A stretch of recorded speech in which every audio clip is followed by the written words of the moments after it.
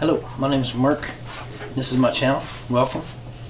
We've recently started a series called Libraries of Outlands, and it has to do with all the books available throughout the Outlands.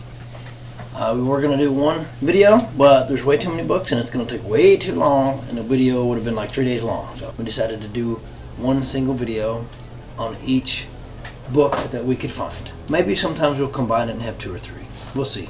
I'm going to briefly go over the basics for weapon and parry codexes. Again, codex allow players to enhance their weapon skills by leveling the codex stances, as well as unlocking finishers and abilities for their particular weapon skill. All this can be found, by the way, at the website shown above. Players are able to craft codices with the inscription skill. All codices are blessed and cannot be stolen. The Arcane Codex requires 80 wrestling along with 80 arcane. This must be a printed 80, not increased through magic 80. Each character's codex profile is stored per character and not in the item. So each character has their own experience with that codex. You gotta have the codex in the backpack to level it and use it. Can't use weapon abilities and finishers on backstabs. You gain experience points towards your codex by killing creatures with the weapon type matching the codex. So all those staffs. So you can double click the codex and you can see the progress and the menus and all the things you need there. On the top half of the codex gump, you'll see the 5 stances that you can advance in. You click the large button next to each stance to activate it. The small button gives you information about each one, which we'll be going over for Arcane in this video. You can only have one active stance for each codex you have active. Every time you change a stance, it will cost you 3 mana. There's no cooldown. Each stance can be upgraded with upgrade points up to rank 7. There's a codex hotbar, and if you select the stance in that, whatever stance that you select in that hotbar will auto renew, so it will reactivate every 10 seconds. When a player reaches rank 5 in any stance for a skill, it unlocks the ability to select a finisher. If you have a finisher active, these finishers are large-scale weapon hits, and they often deliver special effects, which we'll talk about. Each codex has 2 finishers that you can choose from, at no cost.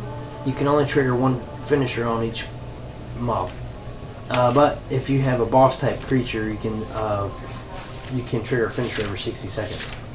Exceptions to that will be included in the Discipline Aspect Armor set. The finisher has tiers.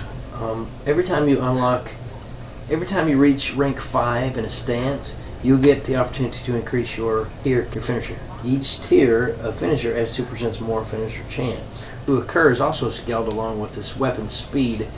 The slower the weapon is, the more likely you are to hit it with a single swing. Each one of these codex has 3 weapon abilities that you can unlock and activate.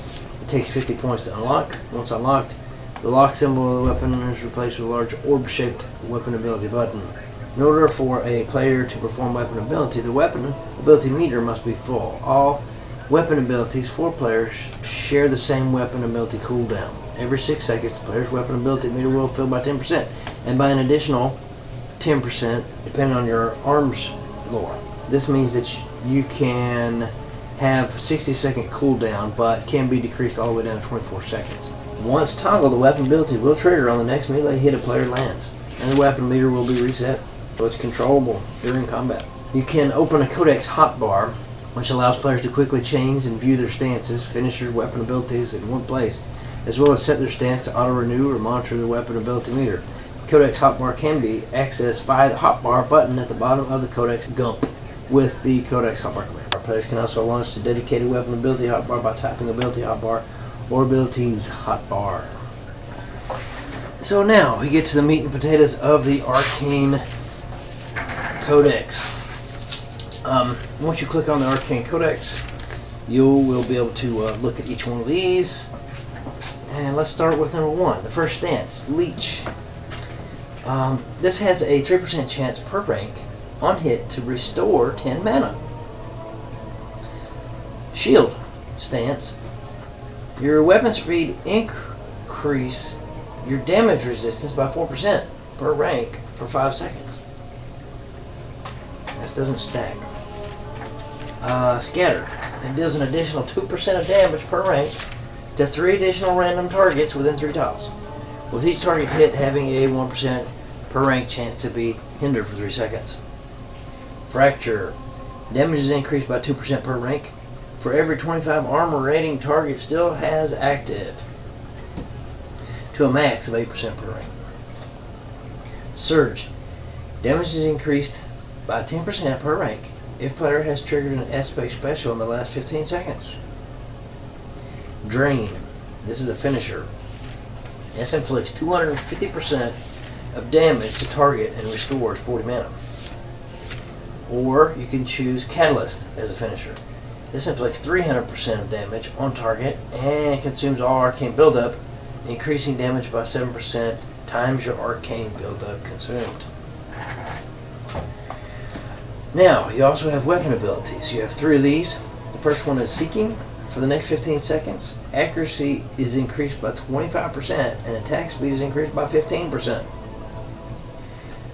Leyline. For the next 15 seconds, players recover 5 mana every 3 seconds. Soulfire. Immediately applies maximum arcane buildup.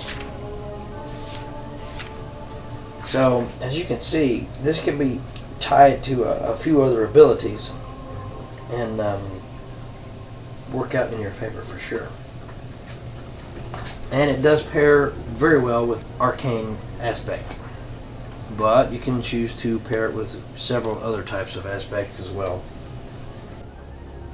Don't forget to like, share, and subscribe always. Hit that post notification button. Let me know what you think. Comment. And I guess that's it for today. Thanks. Peace.